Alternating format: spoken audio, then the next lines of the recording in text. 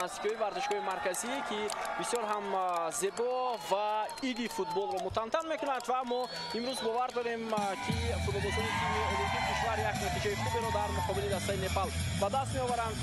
ҳайати олимпии кишвар акнун ҳадафи асосӣ ман фикр мекунам вохат ба ҷоми осиё хоҳад буд. ҳамон бозиҳои интихобӣ ҳам барои дастаи олимпии кишвари мо хеле ва хеле душвор афтод. се даста дар гурӯҳ буданд. онҷо Кореяи Шимолӣ дар лаҳзаҳои охирин аз идомаи мусобиқа даст кашид ва бозии аввал бо Лаос ҳами 17 Абубакр Сулаймонов рақами хуб сармураббии дастаи олимпии кишварамон аст. зарбаи ҷаримавӣ ба суди бозингарони мо партоби Абубакр Сулаймонов ба ҷаримагоҳи тими Непал, вале футболбозони дастаи Непал ин вазъиятро тавонистанд бартараф кунанд бо тамоми намудҳои варзиш ки аксари онҳо намудҳои бозиҳои олимпӣ бозиҳои осиёи ҷанубӣ сурат мегиранд ва соли 2025 имсол ҳам ба нақша гирифта шудааст. яъне сурат мегиранд давра ба давра, яъне паяҳам сурат намегиранд, вале давра ба давра ҳамин бозиҳои осиёи ҷанубӣ намудҳои гӯштин ҳастанд, хуб боксу дигар намудҳои олимпӣ. ва ҳоло сатҳи дастаҳои олимпӣ ҳақ доранд дастаҳои олимпӣ ки дар бозиҳои масалан осиёӣ иштирок кунанд. хуб баъдан ҷоми осиё мешавад байни футболбозони 23 сола ва боз дар сурат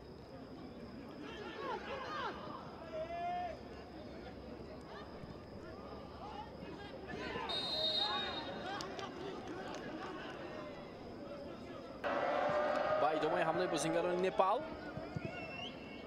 партоп ба канори майдон Арон Тапа мубориза бурд бозингари рақами 17 дастаи мо, вале муваффақ нашуд.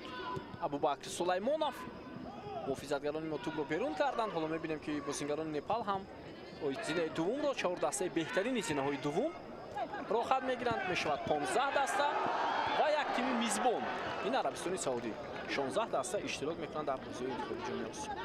визаи Меҳрубон Каримов буд капитани дастаи мо. имконияти идома додани ҳамла аз сӯи футболбозони мо ҳаст. ҳоло биё таваҷҷӯҳ мекунем, хеле зиёд ҳаракат мекунад футболбози рақами 19 Фаридун Давлатов. партоби хеле баланд ва имконияти бисёр хуб барои бозингарони мо. аз ин гуна иштибоҳи ҳариф ҳатман бояд истифода кард. Эрон аст. Амадони Камолов андаке зарба сови кард, чопон Афғонистонро шикаст дод. 3-0.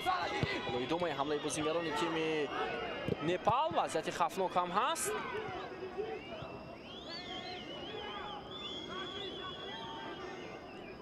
ва дар гурӯҳи эс бошад Яман Сингапурро мағлуб кард. нафар аллакай дар дохили ҷаримагоҳ. Сулаймонов пас имконияти идома додани ҳамла ҳаст. Камолов боз ҳам ирсоли тӯб ва инҷо мусо шода нашудааст. зарбаи кунҷӣ бо бозигузорӣ шурӯъ шуд. аз ин пеш як иштибоҳи дифоъгарони дастаи Непал ҳам буд, вале аз дар марҳилаи ниҳоии ҷоми осиё ҳузур надошт ягон маротиба. дар бозии осиёӣ ҳам 2 маротиба дастаи мо иштирок карда буд. ҳоло идомаи ҳамлаи дастаи Непал аз канори майдон партоб анҷом мешавад ва доварайти дастаи олимпӣ нестанд. аслан исмашон дар рӯйхати васеъ буд. Ансор Ҳабибов аз тими Арсеноли Русия. идомаи ҳамлаи бозингарони мо. Камолов бисёр як гузариши хуб пас анҷом мешавад. зарбаро мунтазирем ва гол. Муҳаммадалӣ Азизбоев ҳисобро мекушояд дар дақиқаи 39 накунад. хуб Камолов бисёр хуб бозӣ кард дар ҳамин ҳолат. гузариши ӯ ва партоби бисёр хубаш. як бозингари Непал ҳам аз пой афтид ва ин ҷо имконият пайдо шуд барои Муҳаммадалӣ Азизбоев ва ӯ тӯбро гирифту бо пои чап зарба зад ва ҳисоби бозӣ шуда шуд. бубинед чӣ гуна иштибоҳ кардан муҳофиза ва парвозро ҳатман мо дар лигаи олӣ интизор ҳастем. агар имсол онҳо муваффақ шаванд дар лигаи якум имконияти баломаданашон ва аз нимуҳофизатгарон Азизбек Ҳаитов, Алиҷони Буризод, Далер Шарифов, Руслан Хайлоев, Фатулло Лимзода, аз ҳамлагарон бошанд Шаҳбоз Ҳабибов.